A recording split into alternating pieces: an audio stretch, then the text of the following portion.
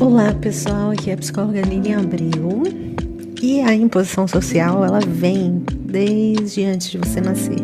Quando você estava lá na barriga da sua mãe, coisas já estavam sendo impostas, principalmente de acordo com o gênero. Então, o que vai ser essa menina, o que esse menino vai gostar, coisas de menina, cores de menino. Então, a sociedade desde sempre vai impondo aí as expectativas e conforme você vai crescendo e vai sendo inserido na sociedade, outras imposições são feitas, né? Outras expectativas. O que você vai estudar, como você vai se formar, vai casar, ter filhos, enfim. O problema é quando a gente acaba ficando muito embebido nessas imposições e acaba se esquecendo de quem a gente é. Então, uma dica é a gente parar para pensar: eu tô fazendo isso porque eu quero ou porque esperam isso de mim? E eu quero ser aceito. Se ninguém tivesse me olhando, se ninguém tivesse me cobrando, ou se eu não tivesse ninguém para deixar orgulhoso, né? Eu ia fazer essas escolhas ou eu ia fazer escolhas diferentes?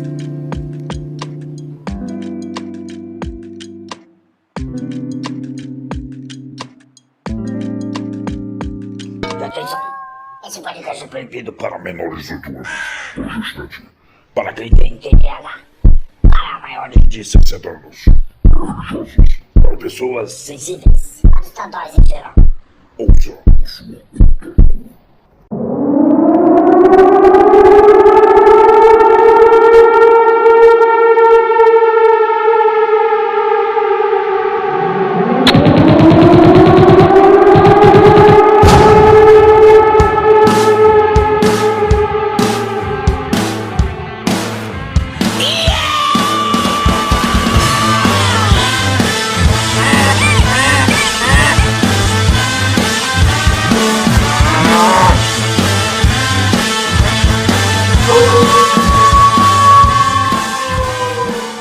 Filhos do Cabaré.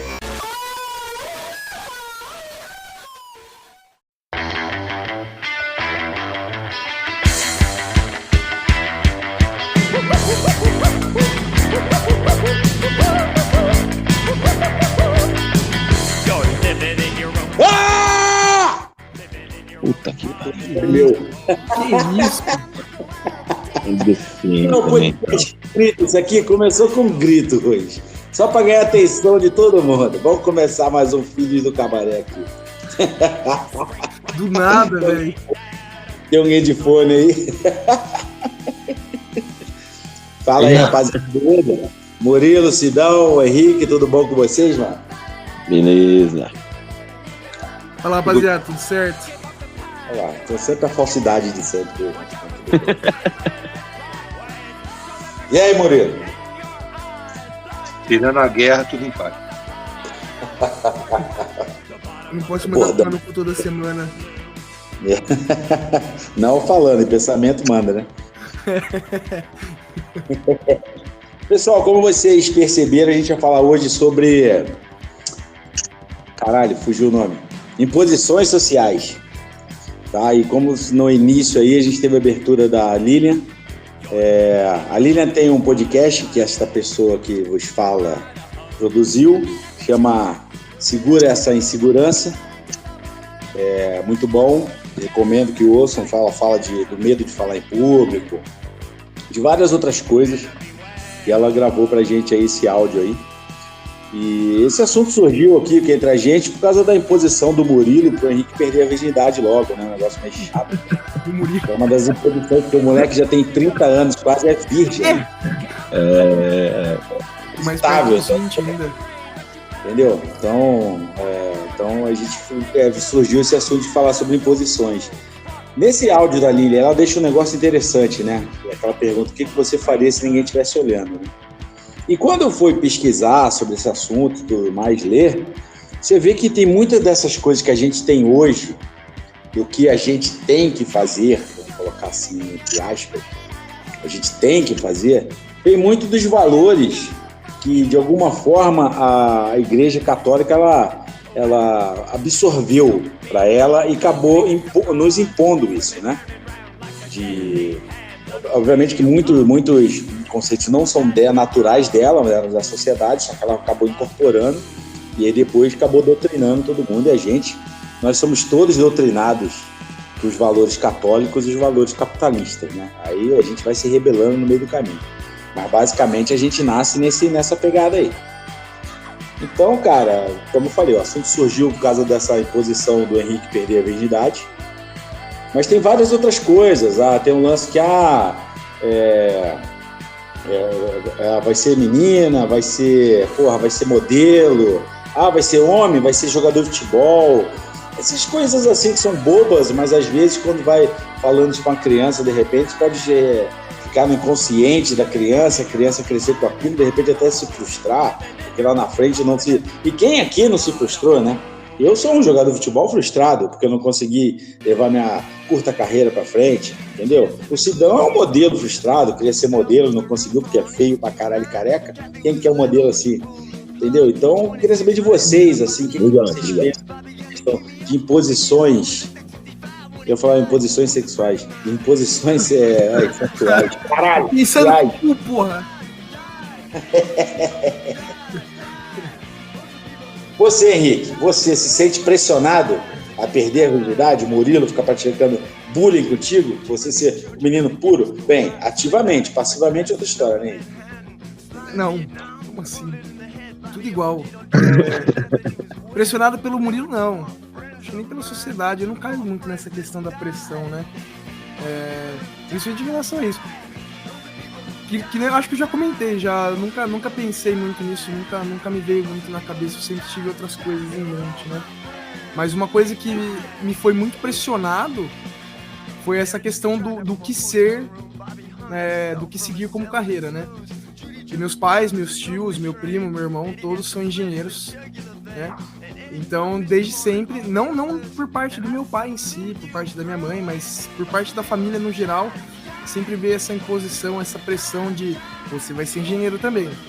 Aí na minha vez eu fui lá e escolhi educação física. Do mesmo jeito que ninguém nunca seguiu uma área esportiva na minha família, né? Eu seguia a educação física única e exclusivamente porque eu gosto de boxe.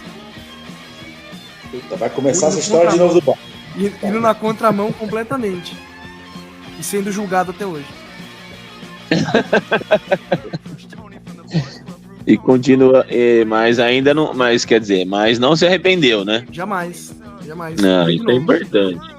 Você não se arrependeu? Não, mas você tem tempo ainda. Mas quebrando paradigmas, né?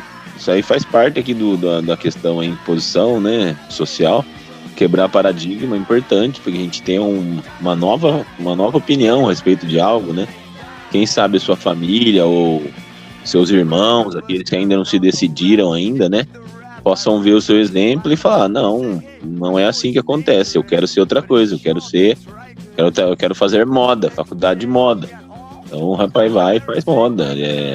Então acho que a quebra de paradigma é importante, sim. Vamos chamar de paradigma, tá? Essa imposição aí familiar. Não sei se é uma tradição, né, dos engenheiros, mas sei lá. Você sacou a zoada que ele te deu, né, Henrique? Ele falou o cara seguir seu exemplo e querer estudar moda. Sacou, né? Mano, é o mesmo curso que ele fez. Uma zoadinha no fundo aí. É o mesmo curso que ele fez. Uma zoadinha no fundo aí, hein? Mas de fato, mas foi uma imposição já da minha avó, né? Porque meus filhos têm que ser engenheiros, eles têm que ganhar dinheiro. Nossa, fazer uma coisa visando exclusivamente ganhar dinheiro, você vai ter um profissional infeliz, velho. Exatamente. Raramente a pessoa se identifica com o que dá dinheiro. Eu falo para meus alunos que eu escolhi educação física para poder trabalhar sem usar calça, porque eu não uso calça. É um lado bom, viu? Eu também, às vezes, eu uso muito regata, hein? Falo mais, uso regata. De bermuda e de regata. Mano, é aquela coisa, aquele careca de regata com ombro peludo, tá ligado? Aquela coisa nojenta. Uma imagem nojenta. Eu treinava. Eu não treinava assim, velho. Era foda. Eu não era peludo, não. No ombro, não. Tem a tatuagem de cadeia, né? Que era melhor esconder, mas não. Pelo ombro, não. Mas também não teria problema ter pelo ombro. Foda-se. Fica parecendo o sargento Tainha, né? Fica parecendo o sargento Tainha. Parecendo quem? Fica parecendo o sargento Tainha. Acho que não é da época de vocês. Recruta Zero. De um desenho. Fica parecendo o sargento Tainha. Agora, hein? Longe agora, hein? O Murilo traz umas, né? O legal era do Tintin, na época do Tintin. Você assistia o Tintin, Murilo? Tintin, você assistia? O primeiro livro que eu ganhei foi Das Aventuras do Tintin. Falei? O primeiro livro, acho que eu devia ter uns 8 anos ou 9. Na hora que meu pai abriu o livro e viu que o livro tinha figura, mas ele ficou possesso da vida. Nossa. Ele queria um livro que não tivesse figura, né? Foi só escrito, ficou possesso. Mas eu adorei o livro, né? Eu li. Acho que infelizmente não tenho mais ele guardado. Mas foi assim, um dos primeiros contatos com a literatura que eu tive foi com o Tintin. Inclusive, a gente poderia fazer um podcast só sobre o Tintin, porque ele renderia muitas coisas, né? O Tintin foi acusado de uma série de coisas, inclusive de preconceito, de racismo, de uma certa xenofobia, ao mesmo tempo em que ele é colocado como um personagem que apresentou novas culturas, novos lugares, novos países, então ele é bem contraditório. Que estranho. Eu não li, não. Eu lembro do Recruta Zero, vocês estão falando de Tintin, mas eu lembro do Recruta Zero, que era uma tirinha no jornal. Eu não sei se no jornal ainda tem tirinhas, nos jornais gregos, pelo menos eu nasci no Rio, cresci no Rio, né? No jornal Globo tinha tirinhas de história em quadrinhos. Tinha do Zero, tinha o Zé do Boné. Zé do Boné. Ainda existe, e os jornais trazem, o Recruta Zero, existe ainda essa tirinha. Eu tenho uma coleção do Recruta Zero, muito antiga, inclusive. Antes, no Brasil, não era Recruta Zero, era Zé, o Soldado Raso. Recruta Zero veio depois eles mudaram o nome aqui no Brasil para Recruta Zero. Que é bastante interessante porque o Recruta Zero ele é um personagem que ele vem no sentido de ironizar os padrões militares. Então a imposição social que existe no meio militar, ele é contestado a todo momento pelo Recruta Zero e pela turma que faz parte do quartel Swamp, se me falha a memória, né? O próprio general, quer dizer, um general que ele não faz nada, ele está sempre esperando ser chamado para alguma coisa, que alguém o convide para algo. Enfim, é um general quase um zero à esquerda, né?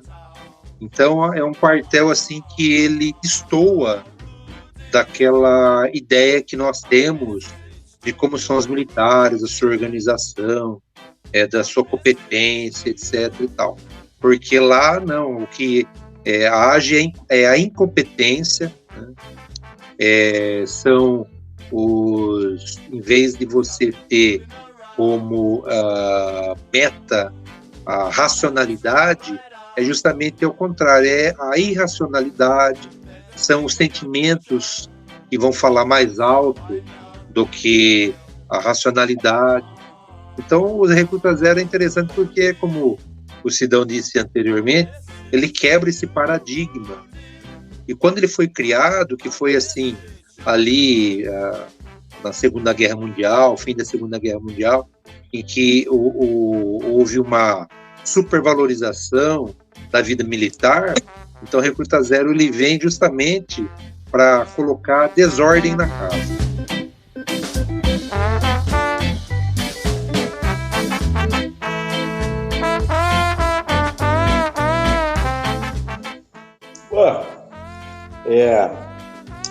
Que tipo de posição social assim vocês conseguem identificar do dia a dia de vocês, assim? Seja alguma regra de relacionamento, conduta, de qualquer coisa. O que vocês acham assim que grita assim, que fala assim, porra, tal coisa? Pô, se eu pudesse, eu faria diferente. Eu só não faço porque isso não seria socialmente aceito. O que vocês têm? O que vem a primeira coisa na cabeça assim? Da minha fragilidade masculina. Não a fragilidade masculina em si, tá? E assim, vou procurar ser o mais breve na explicação. Eu achei que tu ia assumir agora, Sidão. Não. É a exposição a situações de fragilidade masculina. Aquela coisa do homem não chora, do homem... Tem agora um perfil no Instagram, eu até acho engraçado, ver se eu mando pra vocês depois. Nem é tão engraçado assim, mas só pra você... Mas tá linkado aqui com o assunto, né? Que é homem não fala assim. Aí o cara pega e ele vai falando várias frases, né? Tipo, que um homem... Agora o pessoal costuma falar do homem alfa, né? Tal, que ele não falaria, né? Então, acho engraçado porque acaba se conectando com o tema aqui. Então, o cara ali vai falando várias frases, tipo, que um homem não falaria. Tipo, cruz, credo, isso é um absurdo, sabe? Tipo assim, coisa que um macho, você viu como foi? Macho. Show, hein? Que um macho não falaria, entendeu? Um macho alfa, que fala que um homem alfa, eu nem sei, eu não leio muito essas besteiras aí. E aí tem esse perfil, mas eu acho assim, citando o meu exemplo, é da exposição mesmo, do homem não ter esse... Em algumas famílias, em alguns círculos aí, não ter essa liberdade de poder, talvez, expor, né, expressar, desabafar os seus sentimentos, para não ficar parecendo, às vezes, não digo só macho ou não macho, mas digo assim, às vezes infantilizado, sabe? Para não parecer um moleque, né? Falar assim, não, eu já sou um homem, não devo agir assim. Não parecer alguém que tem menos experiência, alguém que tem menos capacidade de algo assim nessa questão sentimental, né? E quando eu digo sentimento, eu não tô falando de amor, só de amor, né? Mas falando assim de dor mesmo, de amor, dor.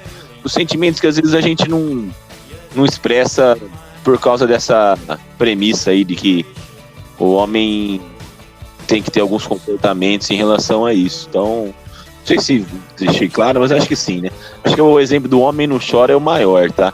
A gente vai guardando e a hora que tem que chorar, chora igual criança, né? Parece que nunca chorou na vida, né? Mas a hora que sai, sai igual... Meu Deus, igual o Exorcista, lá, aquele filme, a menininha vomitando. Caralho. Ai, Sidão. Eu já ia começar a citar aqui as coisas que for do quartel aqui. Eu falei, não, vou dar um exemplo. Eu falei, não, melhor não, deixa isso, cara. Não tem trabalho pro Bruno, não. Não. Nome, CPF, RG. Não pode falar o nome, não. Mas ele é sargento, não tá mais lá, não. Acho que saiu.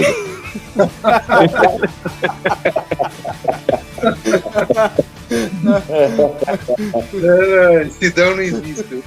É subtenente, acho que era subtenente ou tenente, não lembro. Chega, já quartel tal. Tinha um bigodão, rapaz. Tinha um bigodão. Ele vai falar até descrever o cara inteiro. Tinha um bigodão, parecido do Village People.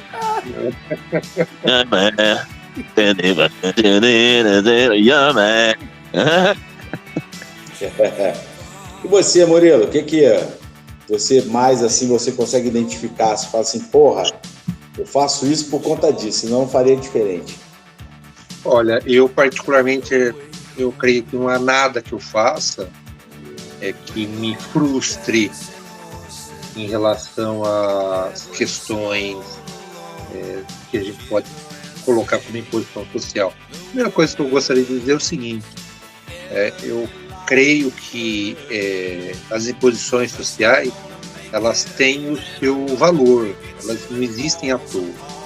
Elas existem porque a partir do momento que os seres humanos eles foram criando sociedades cada vez mais complexas, foi necessário fazer com que essas sociedades complexas elas pudessem usar uma palavra que talvez não seja mais adequada, mas para que a gente possa compreender, para que essa sociedade pudesse funcionar, para que essa sociedade pudesse ter uma certa harmonia, né? Então, a chamada imposição social, ela é importante, ela tem o seu valor, né? Talvez o problema seja quando essa imposição social não permita que as pessoas elas possam se expressar, que elas possam de alguma forma romper com aquilo que é o tradicional, com o que é o denominado normal. Haja vista que é um conflito constante entre aquilo que espera e aquilo que nós fazemos, né? Então, nós estamos geralmente em conflito constante, né? Esse conflito, às vezes, ele é muito pequeno e a gente não percebe, mas há um conflito, né, entre nós e as normas que a sociedade impõe. Às vezes ocorre que essas normas elas oprimem de tal forma as pessoas e alguns grupos acabam por romper isso violentamente. Isso ocorre. Então, como, por exemplo, se tem uma revolução, né? E não precisa necessariamente ser uma revolução armada. A contracultura, por exemplo, ela foi uma revolução. Às vezes você encontra isso na música, você encontra isso no vocabulário, você pode encontrar isso mesmo na moda, quando vocês até deram risada no começo, mas a moda, por exemplo, ela muitas vezes ela pode ser utilizada no sentido de você tentar romper esses padrões, né? Uma forma diferente de você vestir, né? Uma forma diferente de você fazer o cabelo e assim por diante, né? Eu particularmente, assim, eu acho que eu sou um cara bem adaptado ao tempo que eu vivo. Acho que a única norma que eu acho que assim que me não vou dizer que me perturba, mas me incomoda é o fato de a gente precisar trabalhar tanto, né? Eu acho que a nossa sociedade ela impõe um regime de trabalho muito complicado, né? Eu acho que a gente precisaria rever essas questões, e o Bruno colocou muito bem no começo, né, o peso que existe da religião sobre essas normas, né, e do próprio capitalismo, mas eu creio que a gente precisa criar uma sociedade em que a gente possa trabalhar menos, e a gente tenha mais tempo livre para outras coisas, né? De repente, praticar um esporte, ler, enfim. Talvez um dia a gente consiga chegar num nirvana que seria a sociedade alternativa que foi colocada pelo Raul Seixas, né?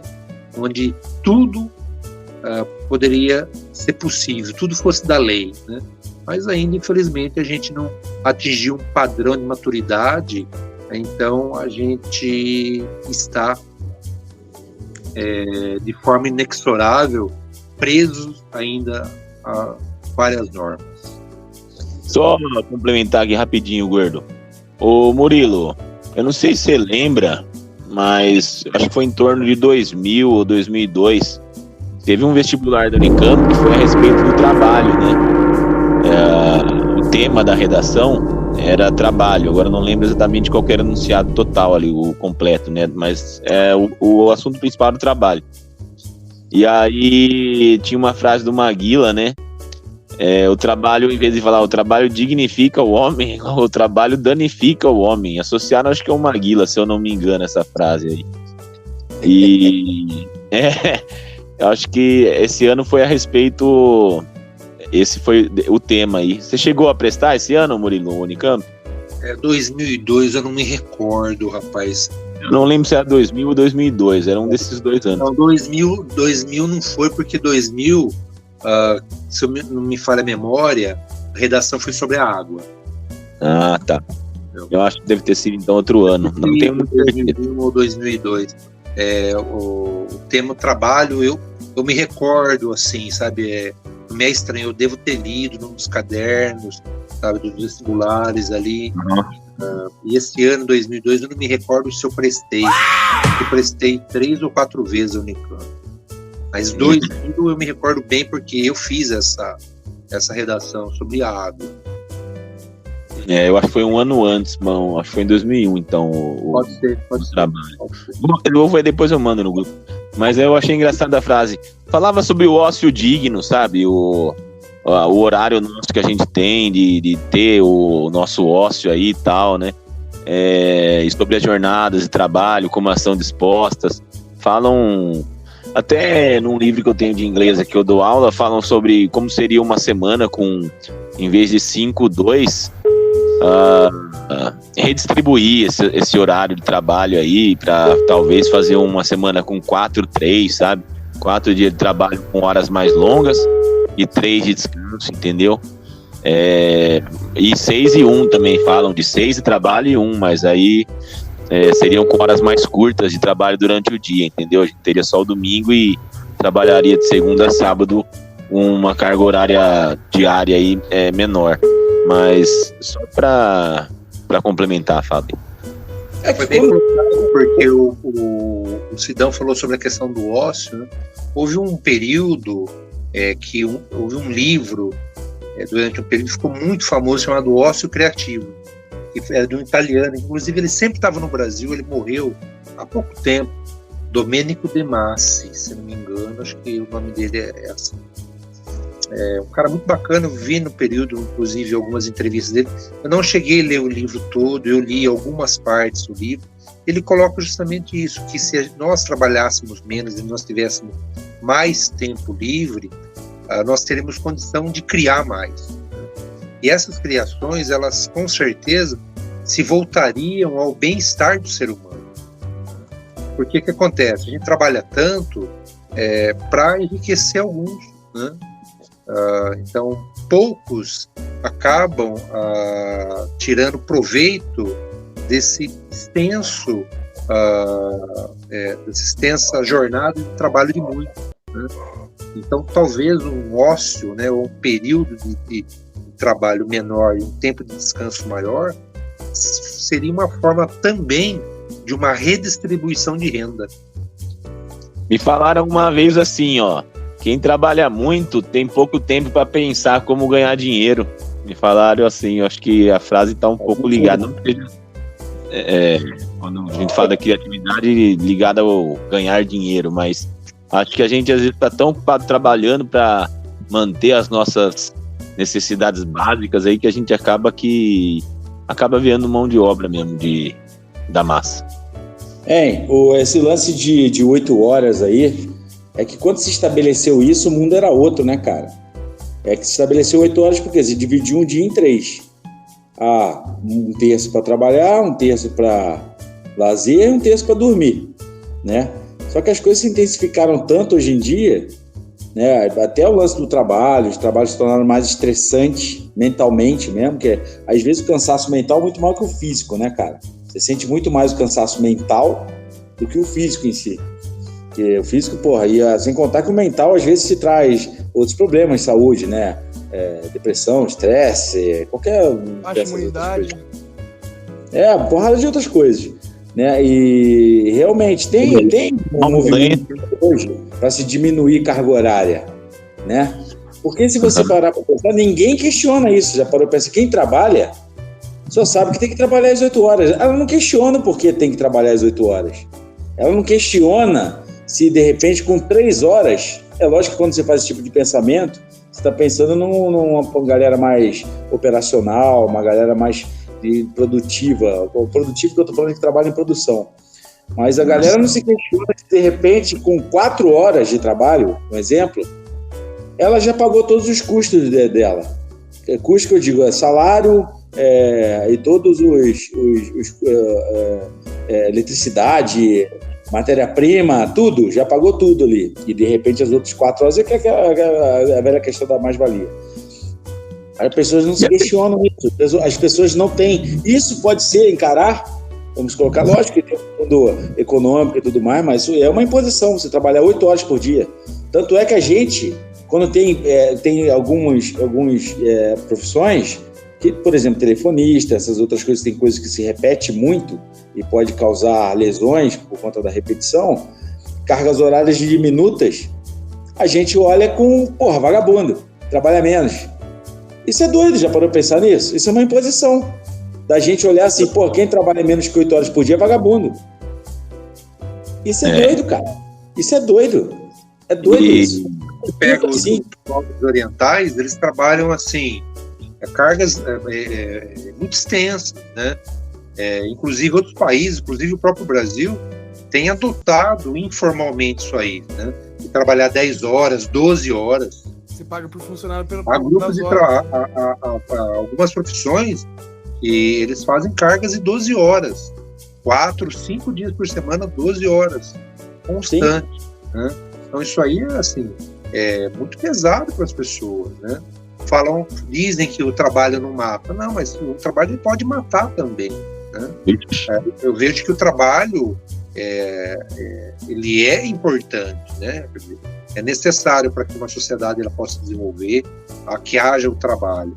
Só que, como o Bruno disse anteriormente, isso aí precisa ser revisto. Né? O porquê das 8 horas. Você pega, por exemplo, pessoas nas grandes cidades, vamos colocar aqui em São Paulo, que é uma das maiores capitais aí do mundo, para pessoas que elas viajam 2 horas para chegar no trabalho, depois mais 2 horas para chegar em casa. Você imagina, elas estão em transportes por 4 horas por dia, né? Depois mais 8 horas de trabalho, né?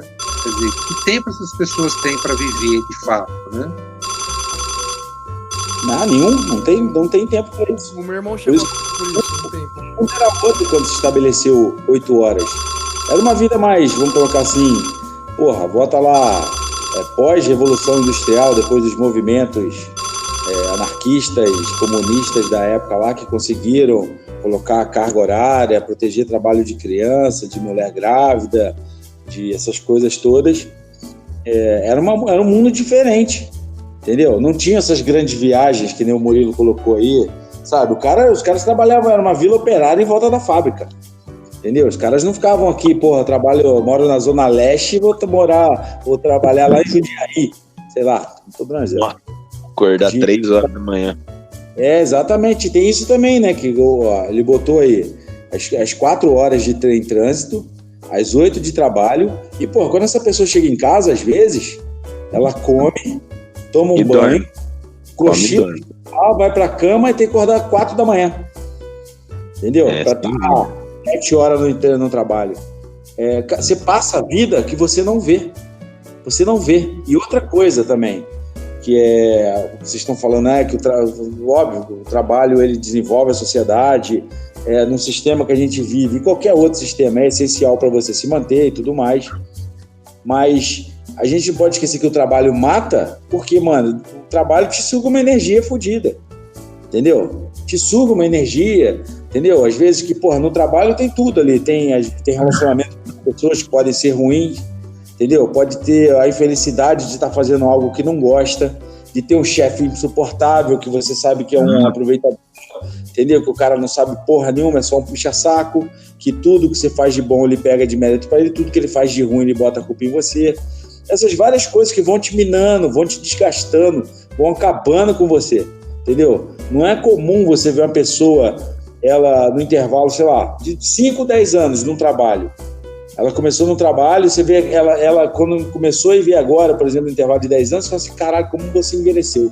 Você não envelheceu 10 anos, você envelheceu 25 anos, entendeu? Na sua aparência. Então, e ainda dizem que uma das origens da palavra trabalho vem do tripalium, né? Que era um instrumento de tortura. É uma das possíveis. É real. é uma das possíveis origens, né? É tripalium. Aí era tipo um instrumento com, se eu não me engano, 3 lados, assim, tipo um triângulo. Mas eu não sei. Mas era um instrumento de tortura chamado tripalium.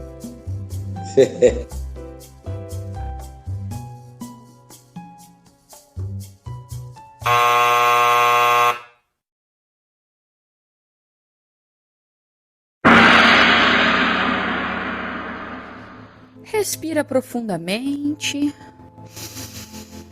Vai respirando, soltando o ar pela boca. Isso. E solta bem devagar. Bem devagar. Agora, eu quero que você imagine. Imagine um lugar bem bonito. Do seu jeito, da sua forma. Eu sei que você já sabe que hipnose é imaginação.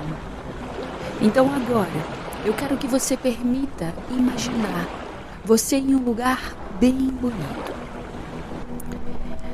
Eu quero que esse lugar que você está imaginando aí agora seja um lugar que traz paz para você. Um lugar que traga tranquilidade. Ótimo.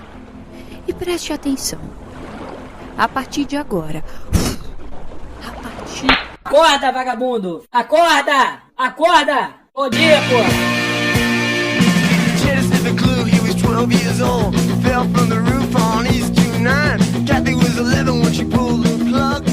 Ô Henrique, e você? O que você acha no dia a dia, assim, que você faz? Porra, você tem que fazer porque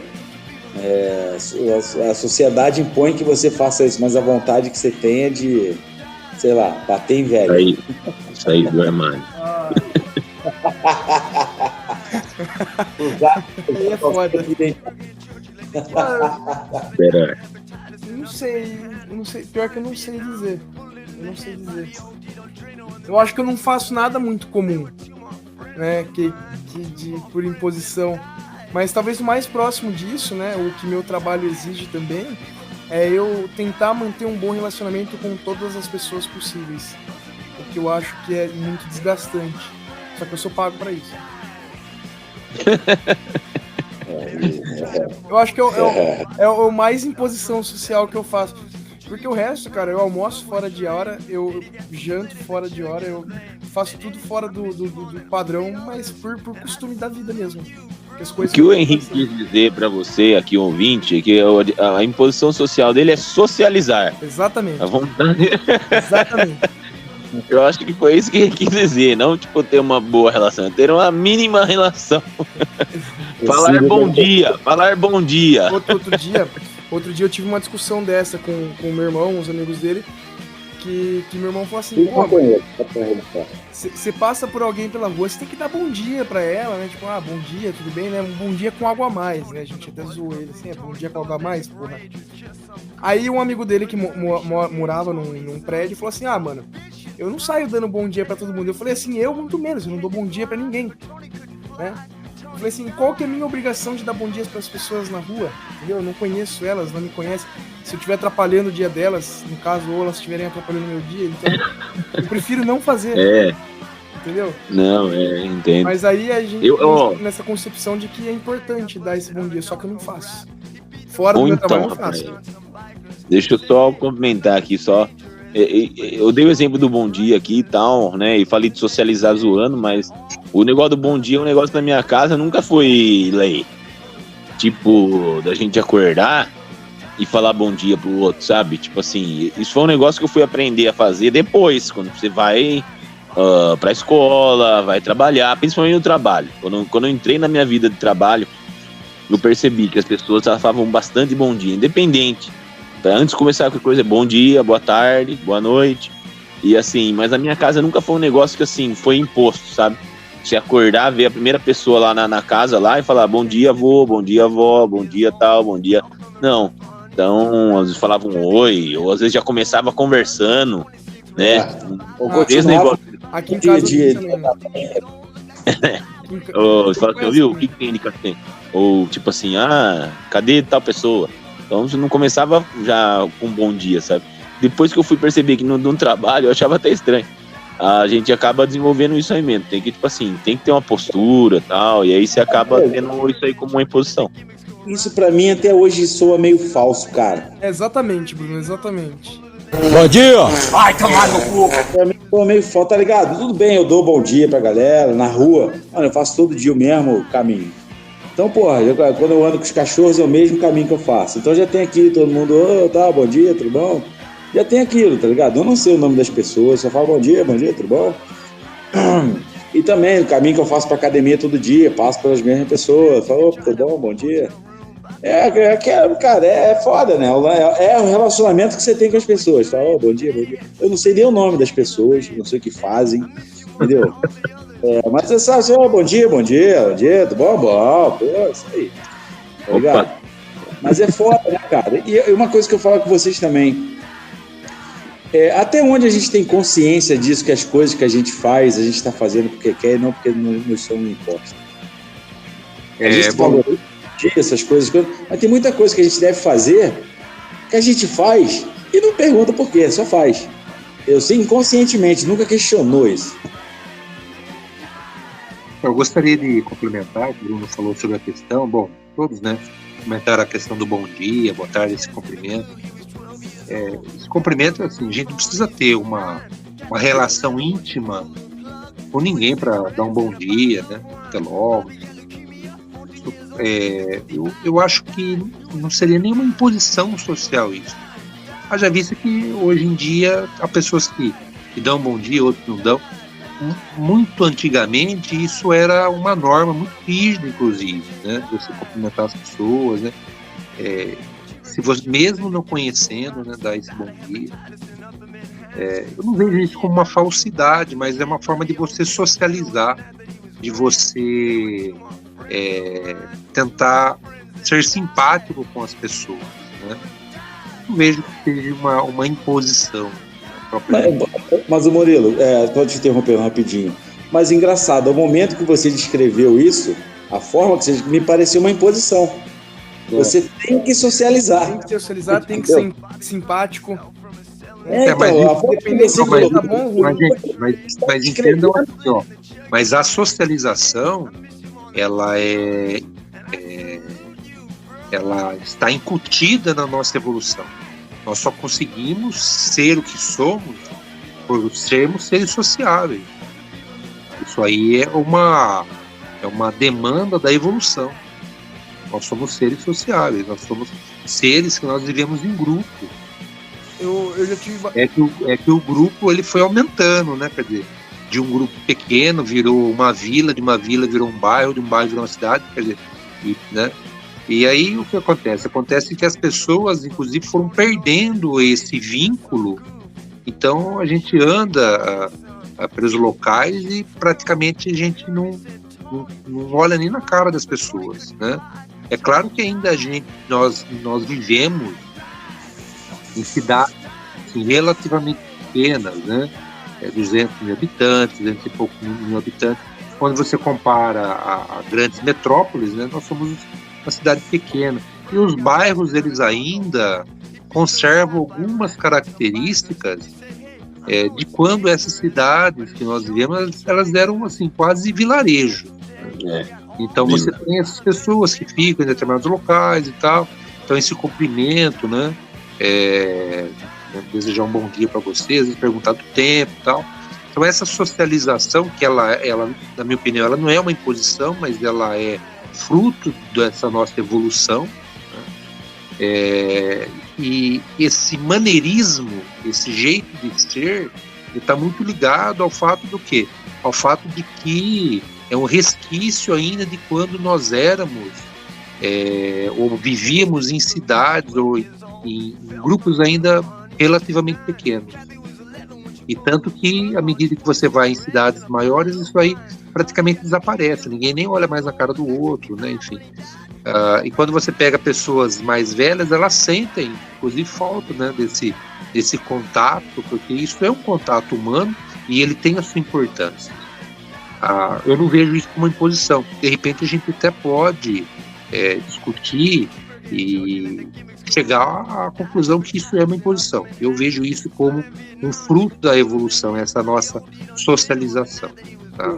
Eu tive algumas discussões com meu pai sobre ele falar assim que por esse meu jeito, né, não sociável, não muito sociável, né, ele sempre disse assim pra mim, você não pode viver sozinho, nenhuma pessoa pode viver sozinha, a gente precisa das outras pessoas. Aí, nas minhas reflexões, né, tudo bem, até certo ponto a gente precisa ter outras pessoas, a gente precisa conversar, tal, não sei o que, né, por N motivos que seja. Mas eu preciso de todo mundo que eu conheci em algum momento da minha vida, vou precisar dessas pessoas em algum momento da minha vida, né? Eu vou depender delas, eu preciso cultivar, só uma reflexão, tá, gente? Eu vou precisar cultivar uma relação com elas, porque em algum momento eu vou precisar delas, de fato, né? Então eu sempre pensei bastante nisso também. Sabe o que é louco? Eu olho você falando e eu me vejo quando tinha mais ou menos a sua idade, só que eu era mais politizado, assim. E era virgem também. Não. Eu vou falar igual um aluno falou na academia, pô, eu queria ser virgem. Pô, mas agora tu foi estuprado, porra.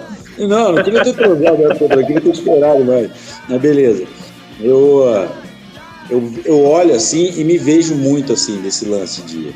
Tanto é que, mano, eu não tenho muito contato com a galera que eu estudei na faculdade. Com meus amigos de infância eu já tive muito mais contato do que eu tenho hoje em dia, isso que a gente tá num grupo lá e, mano, a gente mal fala alguma coisa, tá ligado? Em comum. Foi só aquele primeiro contato, assim, mas depois você vai perdendo, assim, eu tenho muito disso aí. Então, Henrique, eu vou te dar um conselho, se você permitir, assim, como eu olho pra você e me vejo, não olhe pra mim e se veja, tá? Porque senão tu vai chegar na minha idade e será igual a mim. Então, cara, mude. Não queira chegar na minha idade e falar assim, eu quero ser o Bruno, você tá fudido. Tá ligado? Não faça isso. As relações mudam, né? As relações acabam mudando, né? Assim, eu costumo refletir sobre isso a respeito dos nossos amigos, nossas relações que a gente tinha, né? Na hora que a gente para pensar assim, aquela frase, amigos nessa vida são poucos, né? Ou a gente conta nos dedos de uma mão, ou isso ou aquilo. Bom, os exemplos aí são só para concluir, né, o raciocínio aqui. Eu acho que a vida, nosso dia a dia, leva a gente para caminhos distintos, né? E aí a gente acaba, vamos colocar assim, perdendo alguns amigos, fazendo outros. Mas eu acho que assim, eu acabei viajando aqui no raciocínio, esquecendo o que eu ia falar. Mas existem situações que você continua amigo do cara. Por exemplo, os caras de Petrópolis que continuam lá no bairro, esses caras são amigos, sabe? Só aquele lance, porra, os caras têm filho na mesma idade, são casados, tá? Eles têm aquelas coisas em comum que ainda ligam eles, entendeu? E é natural que você se desligue num determinado momento. Pô, eu sou o único cara que não tem filho, cara. E que eu não casei, irmão. Sabe, da minha galera de infância. Eu sou o único que não tem filho e não casei. Aí você não foi chamado para os aniversários das crianças. Vai chamar um velho barbudo. O que vocês falaram só uma vez que eu volta e meio virava assunto de churrasco. Aí os caras falavam alguma coisa. Agora... uma coisa, Sidão, você falou em amigo, eu depois de um certo tempo comecei a entender uma coisa, você faz amizade que dura enquanto dura aquele tipo de ligação que vocês têm. Por exemplo, na faculdade, eu falei aqui que, porra, não tem contato. O interesse em comum, você diz? O interesse em comum. Não era interesse, porque falar interesse parece que você está se aproveitando. A gente tinha algo em comum que nos ligava, que era estudar. Entendeu? A gente tinha o dia a dia, a gente convivia 6 dias na semana, mano. Eu tinha aula de segunda a sexta. Então você tava ali, pô, todo mundo junto, porra, com foco, que é, porra, terminar a faculdade, entendeu? E é isso, terminar a faculdade. Então naquele momento, naqueles 5 anos, a gente teve uma relação de amizade. E essa é a minha chave. Você falou em amigo, eu falei amizade. E o amigo, pra mim, é uma coisa muito mais profunda. Sim. Amizade Não, aquele lance que você tem, aquele bom relacionamento, pô, lógico, troca experiências, conversa, desabafa, tudo igual, mas aquilo, ela tem enquanto durar aquilo, entendeu? Você tá ali enquanto durar, e depois você vai perdendo naturalmente, você vai perdendo essa ligação.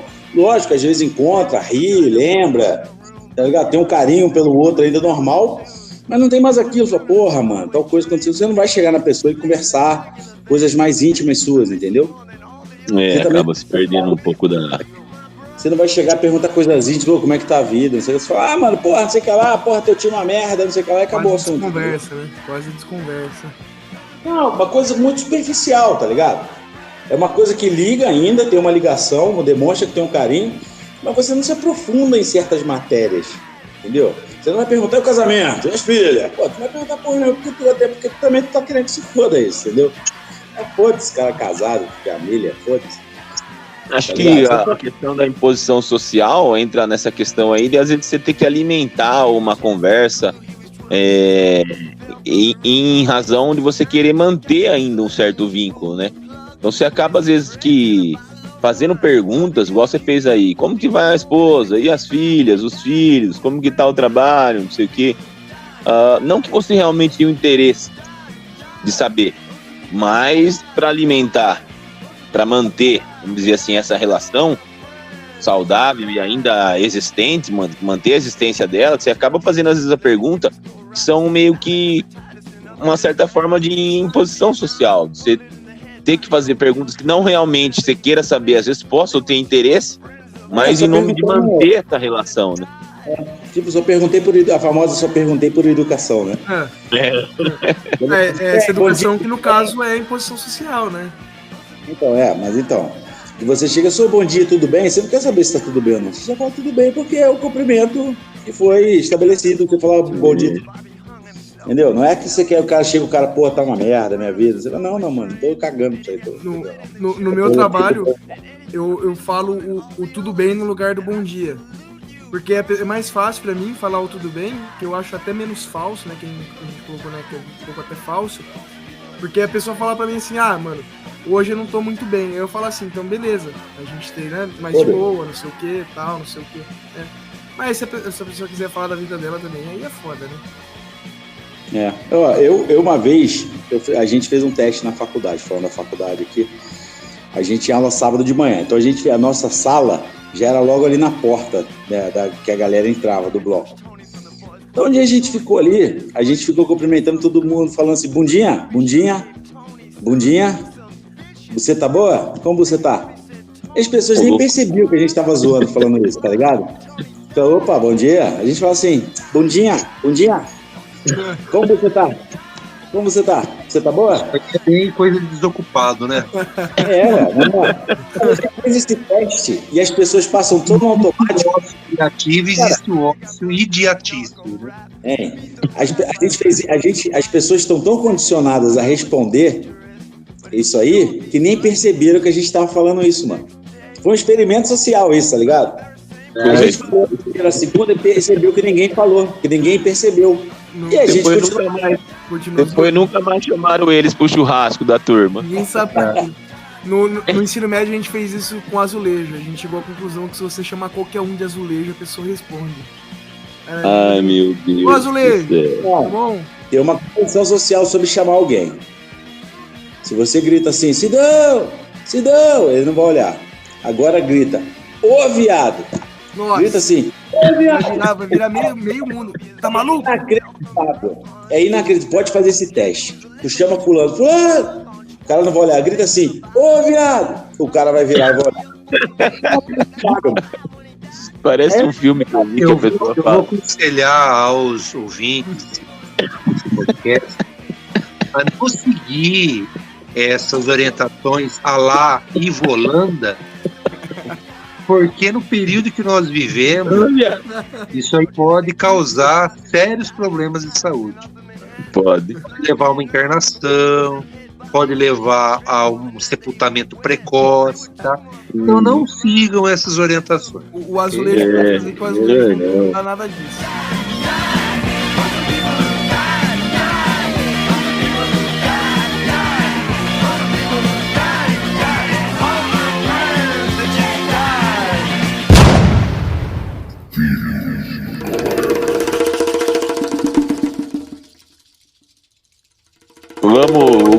vamos aqui, ó. O que você faria se não tivesse ninguém te olhando? Vamos partir para essa agora? Vai lá. Não, eu só ia fazer uma observação antes de partir para essa.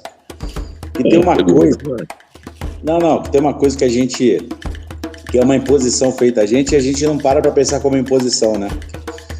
Já pararam para pensar nos crimes? O que é definido como crime é uma imposição? É uma convenção social para falar, isso aqui é um crime. Roubar é crime. Porque se não existisse essa convenção social, aquilo não seria crime. Entenderam o que eu estou querendo dizer? Mesmo porque as leis são diferentes de país para país, né? Nem de país de estado para estado. Não, Henrique, mas se você pegar, roubar, matar, sequestrar, estuprar, isso aí é crime, isso é tipificado em quase no mundo inteiro, da mesma forma. Lógico que tem aquelas coisas que são de culturais e tal, mas se você pegar esses crimes básicos, isso aí vai estar em todo lugar, tá? Mas para e pensa comigo. Uma coisa só é crime porque alguém falou que é crime. Alguém estabeleceu que aquilo é crime. Você está entendendo a loucura? É uma convenção social isso. Então, é uma imposição, nos impõe isso. Falar, se você pegar o que é crime... Eu acho que é até mais do que uma imposição. Eu vejo que é uma convenção social. Por quê? Porque percebeu que essa atitude ela provocava um mal, uma dor perante o outro. Logo, se criou mecanismos de defesa.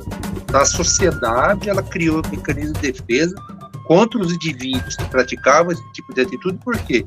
Porque a vítima disso se sentia mal. Não era bom de alguma forma. Então, a partir daí, quando os grupos foram ficando mais complexos, mais organizados, você percebeu que isso de alguma forma precisava ser punido.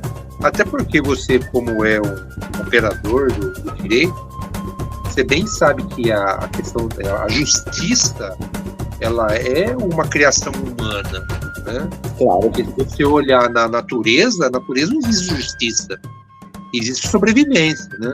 Não importa se eu tenho lá um animal pequenininho e tal, vinha um outro maior, vai lá, come o animal, engole ele, não tá nem aí a dor que ele vai sofrer, se tem pai, se tem mãe, não quer saber, né? Não existe essa relação.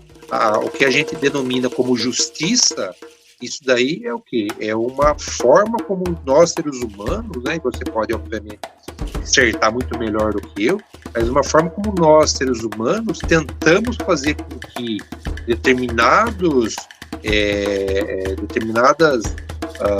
situações, elas possam ser recondicionadas para que gerem conforto para as pessoas que de alguma forma se sentiram lesadas, né?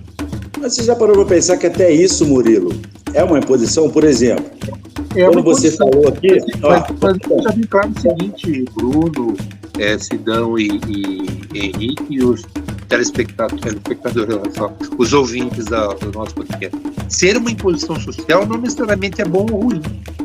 Não estou falando isso, só estou falando que é. Fala que é uma imposição social, a ideia que dá no primeiro momento não, isso é ruim, ou isso é bom. Não necessariamente bom ou não necessariamente ruim. Isso tem que ser entendido dentro de um contexto, né? Para que a gente possa, obviamente, fazer uma análise. É claro que a gente não consegue fazer o quê? Todo ato nosso, a gente fica parando, bom, será que isso é uma imposição social? Será que isso é bom? Será que isso não é? A gente ficaria impossível a gente viver dessa forma, né? A todo momento fazendo uma contestação. Mas é claro que é importante o quê? Nós, como seres pensantes, em alguns momentos, a gente parar e, dentro das nossas reflexões, perceber ou tentar entender se determinadas atitudes que nós temos, elas são imposições sociais e se essas imposições nós estamos dispostos a segui-las ou não. Né? Você falou uma coisa aí, Murilo, que primeiro quando você falou se é bom, se é ruim ou bom, eu acho que esse não é nem o ponto. O ponto é que elas são necessárias para a gente viver em sociedade. Sem dúvida. Entendeu? E outra coisa, o que me veio à cabeça quando você estava falando é que, por exemplo, que nem você falou o lance do roubar, que é que eu mencionei aqui o roubar. Que vai criar o mal para outra pessoa, uma forma de reparar. Mas até isso não é natural do ser humano. Isso começou a aparecer, me veio à cabeça até quando a gente está conversando, lá na Revolução Agrícola, lá quando o homem domesticou o trigo, né? Que deixou de ser caçador-coletor e começou a ficar ali, porra, vou aqui cuidar do meu, e começou a criar esse senso de meu, isso é meu, essa parte aqui é minha, eu tenho que cuidar do que é meu. Sem dúvida. Haja visto que se você pegar determinadas tribos indígenas, não existe o roubo. Não existe o meu. Porque, exatamente, quer dizer, existe uma relação coletiva, uma sensação coletiva daquilo que é feito pelo grupo. Tanto que você pega tribos indígenas que durante uma vida toda a pessoa não tem mais do que 10 ou 12 ou 15 objetos que ela vai, vamos dizer assim, ter algum tipo de posse. Né? Se comparar a nós, quer dizer, nós temos aí milhares de objetos que a gente passa a ter posse durante a nossa vida. Em determinadas tribos, às vezes a pessoa não atinge a 15, né? Alguma coisa que ela pode ter posse. Né? E isso está muito ligado também, né, Bruno, que você colocou a questão da agricultura, quando começou a aparecer o excedente, e o capitalismo, porque o capitalismo, além do excedente, ele começou o quê? Ele começou a utilizar a mão de obra, né, para gerar mais excedente ainda, né? E aí os grupos eles começaram a lutar em função desses excedentes. Você falou de índios aí, eu não iria nem tão longe, velho. Falar índio, né? Você pensa lá logo na floresta, lá longe. Mano, você pega um grupo de mendigo que fica na praça. Mano, geralmente fica ali na praça, fica alguns. Eu fico observando sempre. E você vê, mano, que eles são caçadores-coletores. Eles dividem as coisas deles. Por exemplo, às vezes eles saem em grupo para caçar alguma coisa, caçar algum ferro velho para vender, para comprar um corote, que eles dividem entre eles. Mesmo entre aqueles que não foram atrás de procurar algo para vender no ferro velho. Entendeu? Eles têm isso. Um conseguiu dinheiro no sinal para comprar um corote, ele não toma um corote para ele. Ele divide com a rodinha. Às vezes tá 3, 4, eles dividem entre eles. Né? Lógico, uma vez ou outra tem algum atrito e tal, mas você para pensar assim. Eu fiquei. Na época que assim, eu li, não tem muito tempo, eu já estava na academia, eu li o Sapiens, né? O Sapiens, o cara fala muito disso. E eu lembro que eu ficava olhando assim, eu ficava, caralho, velho, eu tô vendo isso acontecer aqui na minha frente. São caçadores-coletores, esses caras aí. Tal qual alguns índios, igual o Murilo falou, eles também comem uns aos outros.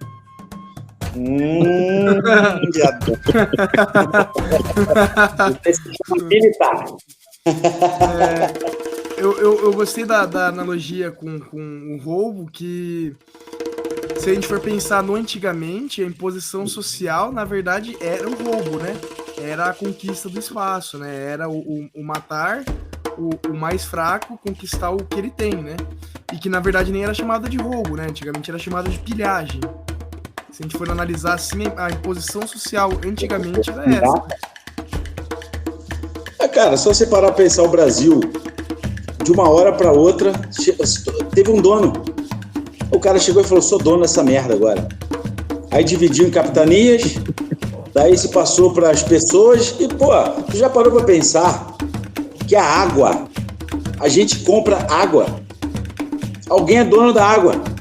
A gente compra garrafa d'água, irmão. Alguém é dono daquilo. É doido isso, cara.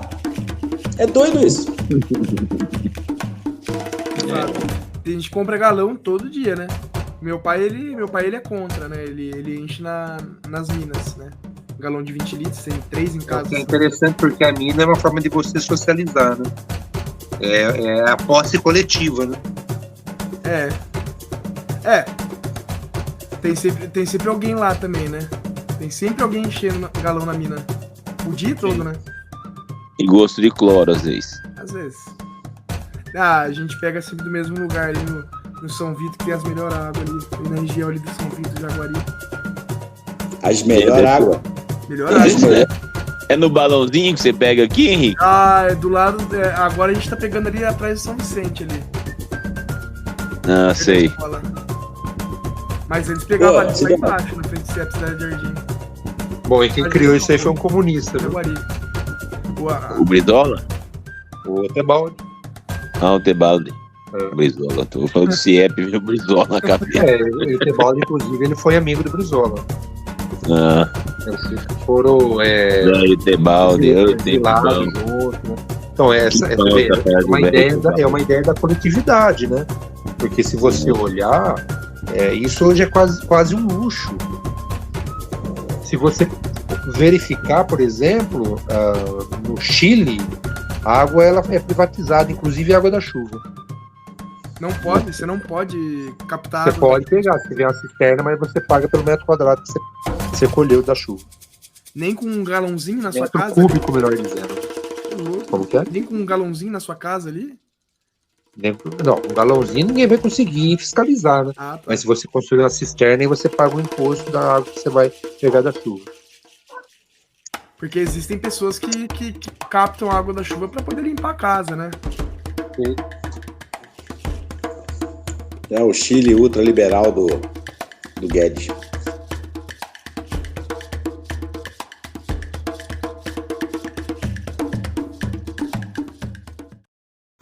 Procurando um cozinho rosa? Aqui no Magazine Dinão nós temos de todos os tipos. Apertadinho, arrombadinho, peludinho. Todos os preços e todos os planos disponíveis para você. No Magazine Dinão você não fica sem seu cozinho rosa. Fica atento para a promoção de outubro. A festa do arromba.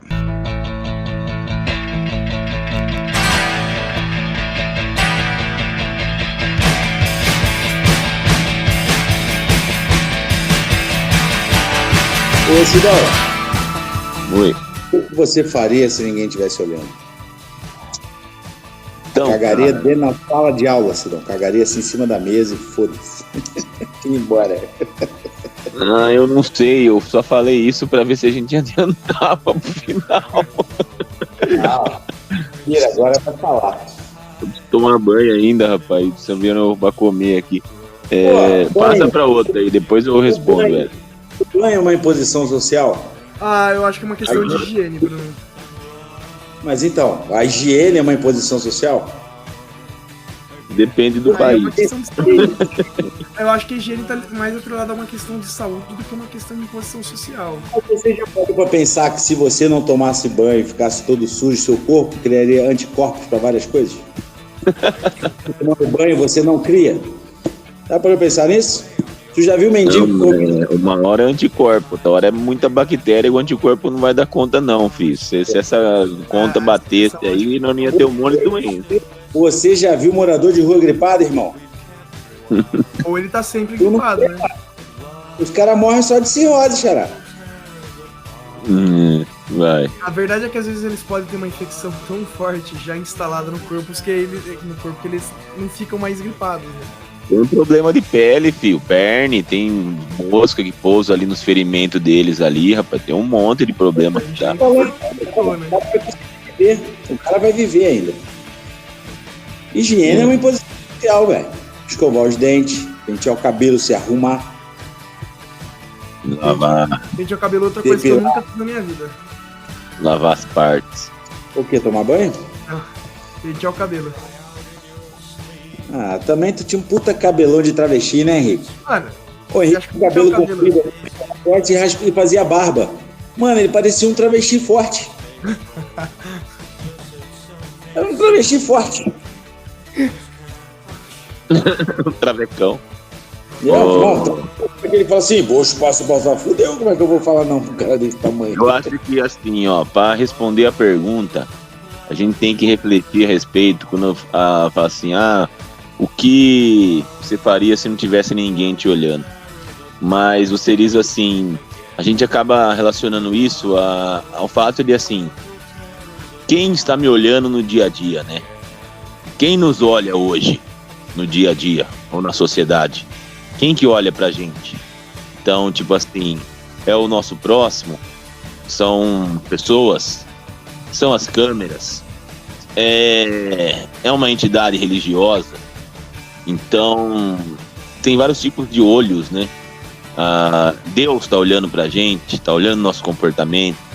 A polícia tá olhando nosso comportamento, nossa mãe tá olhando nosso irmão, a nossa namorada, o pretendente tá olhando nosso comportamento, as redes sociais estão olhando nosso comportamento, os algoritmos estão olhando nosso comportamento, estão olhando pra gente. Então, é uma questão complicada de se responder, né? O que você faria se não tivesse ninguém te olhando? A primeira coisa que vem na cabeça é que eu continuaria a ser quem eu sou, mas aí continuar a fazer o que eu faço normalmente.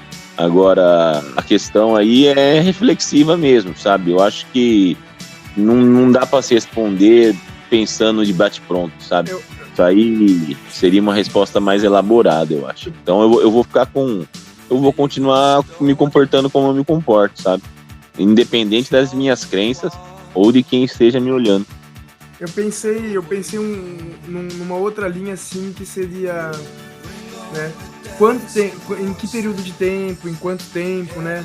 Quanto tempo, tipo assim, supondo que a gente ficou sozinho no mundo, né? Colocar nesse sentido, assim, supondo que a gente ficou sozinho no mundo. Em quanto tempo, né? Seria alguns minutos, seria algumas horas, seriam dias, né? O que seria esse fazer enquanto ninguém tá te olhando, né?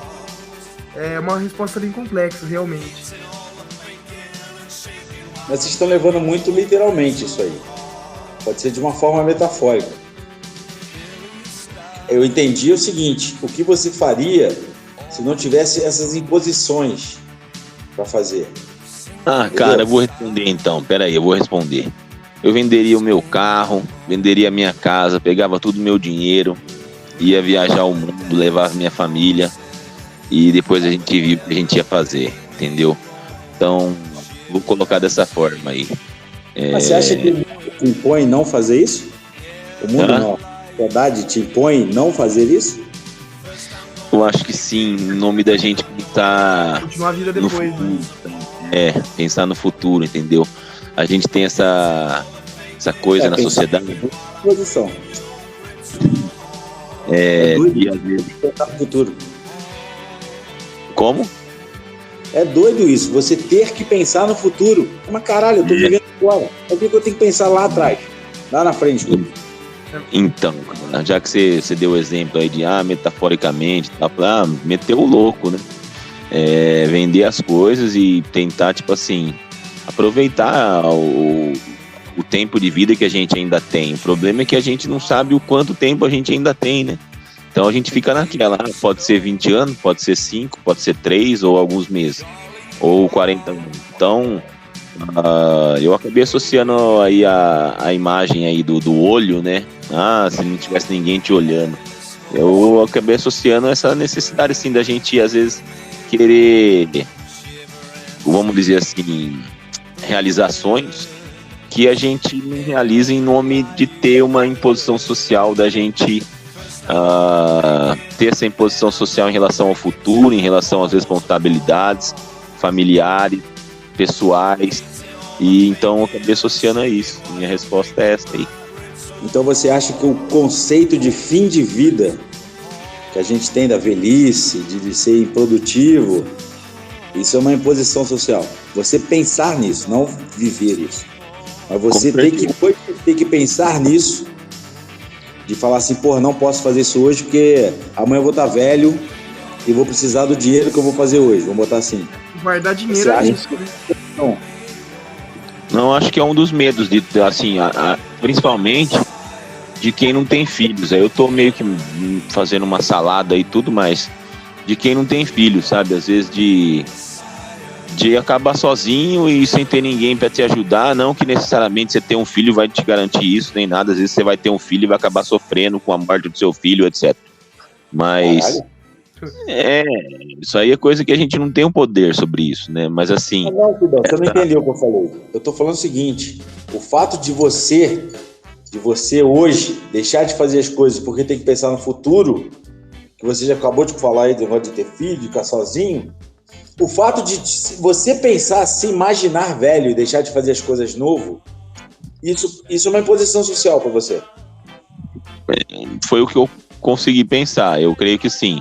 A necessidade da gente se comportar conforme a maioria se comportaria, entendeu? De um certo padrão, dentro de um certo padrão de comportamento social. Eu acho que foi isso, né? Mais ou menos. É que, mano, você reparou, eu me lembro o seguinte, meu primeiro dia na faculdade, minha primeira aula foi de Direito Romano. Minha segunda aula foi de Filosofia. E eu me lembro, assim, isso ficou marcado pra mim, assim, e que ele fala assim, a única certeza da filosofia é a morte, né? Porque quando você pensa em cima do pensar, que filosofia o que é? Você pensar em cima do pensar, em cima do pensar, em cima do pensar, você vai ver que as coisas não têm sentido de você fazer. Você reparou isso?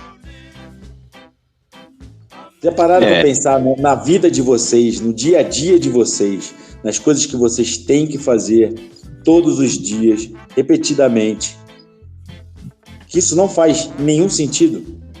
Que você deixa de viver, você passa por essa vida sem vivê-la de forma que, de repente, que você queria, você é condicionado a viver desta forma, você só passa por aqui, e a vida não tem nenhum sentido. É o que eu quis dizer com a respeito do viajar aí, que eu falei, é uma imposição social ao passo que a gente acaba moldando padrão de comportamento, entendeu? Então, mas a gente... O medo é aquela velha história da igreja. A igreja vende a história do inferno para poder garantir que a pessoa faça aquilo que ela quer. Se você reparou que a igreja, que Deus é um cara ruim, que é o dono da bola, e fala, se eu não jogar, ninguém não vai ter jogo? Isso tem um diabo, né? Isso tem um diabo. A ideia do inferno, você pode pegar e fazer esse paralelo. A sociedade te vende medo para simplesmente você não chegar para ela e falar assim, ó, foda-se, eu vou viver minha vida. Deixa eu só falar, às vezes eu brinco com aluno, assim, ou quando eu vejo que tem algum colega que é mais crente ou religioso, assim, eu brinco às vezes, dentro da sala de aula mesmo. Eu falo, não, mas no céu lá todo mundo é bonzinho, todo mundo... Lúcifer também era bonzinho, pô. No céu todo mundo é bonzinho, usa aquelas roupas brancas, tem os animais, é uma paz, né? Não tem barulho. Mas no inferno vai ter bebida, vai ter mulher pelada, ter rock and roll.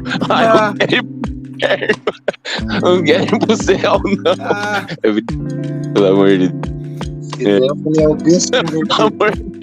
Brincadeira, pelo amor de Deus, foi o melhor. Ele entra fiel pra ter aula com ele e sai desconvencido. Mais correto do que o Sidão impossível. O Sidão vai criar uma igreja, a igreja esférica do 8º dia.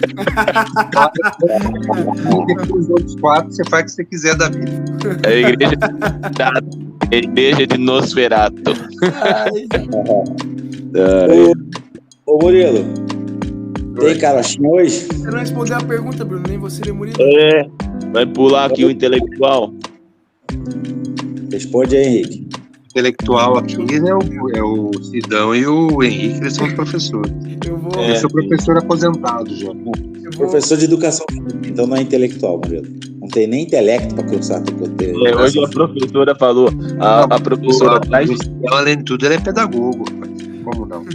Eu tô pensando em fazer letras agora. Mas viu? De graça, hein, na Univesp. Ô, Henrique, vai abrir, viu? Univesp. Se você quiser fazer outro curso aí, é de graça. Presta vestibular aí, ó. Vou dar uma olhada também. É AD, online. Você faz rapidão, já mata um monte de matéria. Mais tranquilo ainda. Viu? A professora hoje atrás de mim, né? Ela é professora de matemática e tal. Aí não sei o que falaram, estavam falando no planejamento lá. Não, aí eu falei, viu, mas a minha matéria não tem essas atividades aqui. Ela pegou e falou assim, é porque sua matéria não exige muito, né? Eu peguei e falei pra ela, eu ia te responder, mas como você é esposa do delegado aqui da região, da delegacia civil, eu falei, eu vou deixar quieto. Não, mentiu.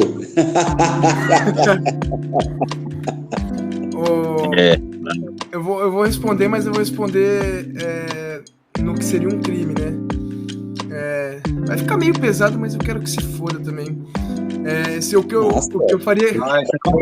Tá rebelde. O que eu faria se não tivesse ninguém me olhando pra mim.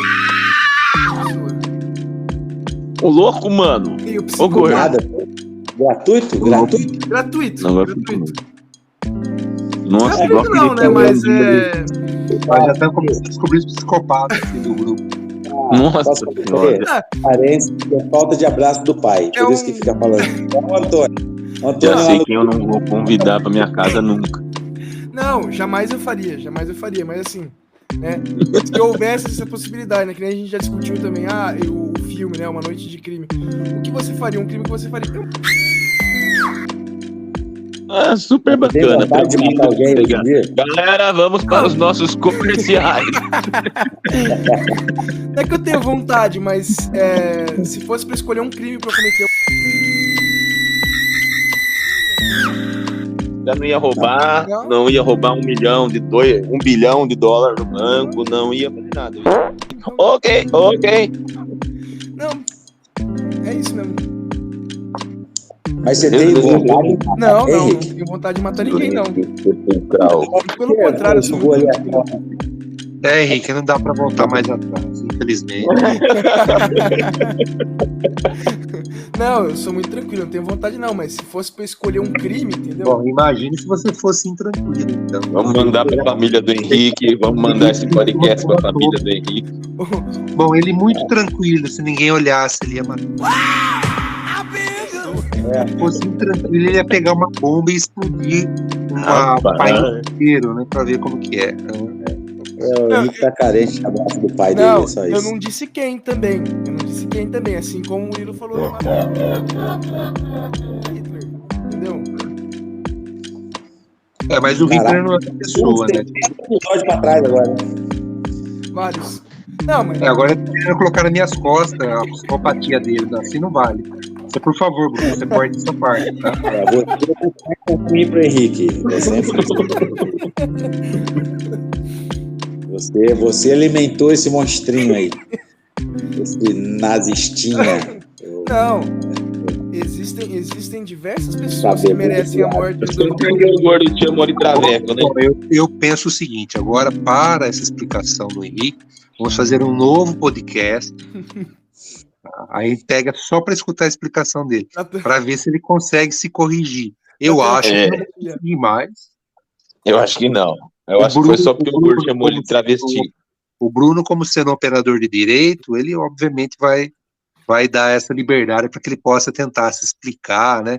Como agora o Daniel Alves está tentando explicar lá na Espanha, lá sobre os crimes cometidos, né? Eu quero que o Henrique se foda, mano. Se foda, que se matar... Eu falo isso. Não é barato, hein? Não é barato. Semana que vem aparece notícia, homicídio. Professor de educação física homossexual. Ai, que delícia! Travesti. Virgem, como que ele é homossexual? O Rigi. Quem te falou que ele nunca deu o brioco? Eu afirmo. Eu afirmo. Mas você é suspeito para falar. Do Bruno, a mãe dele tá escutando, isso daí não pega bem, entendeu? Pega, né, rapaz. Ô, Murilo, ele não manda pra ninguém, pro irmão dele, pra mãe dele, manda nada. Bom, então tudo bem. Eu que tenho que falar aqui, mamá. Vem cá. Vamos ouvir junto, mamá. Agora responda vocês, pô. Catar a mulher do amigo. Não poder catar a mulher do coleguinha, isso é uma imposição social? Brincadeira, hein? Vamos pra carochinha, Murilo? Vamos lá.